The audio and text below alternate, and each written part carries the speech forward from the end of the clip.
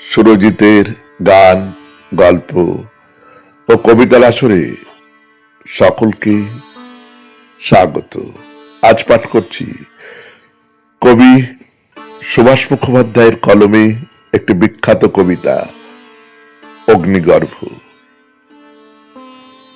যে লোকটা একটু আগে গলায় দড়ি দিতে গিয়েছিল, এতক্ষণে সে বইয়ের গলা জড়িয়ে শুয়েছে।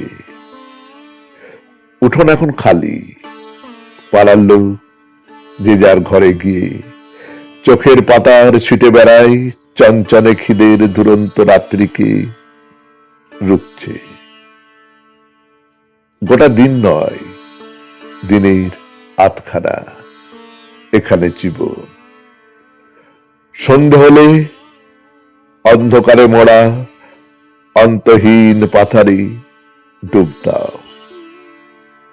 চোখ বন্ধ করো, বন্ধ করো পেটের আগুনে। মুখ দেখো না রাত্রি। অনেক রাত্রে পুকুর পাড়ের রাস্তা দিয়ে কারা ফেরে না, এই অন্ধকার থাকার নয়। পায়ের শব্দে রাত্রির স্তব্ধতা চমকে চমকে ওঠে না, এই মাথা নিচু করে মরা নয়।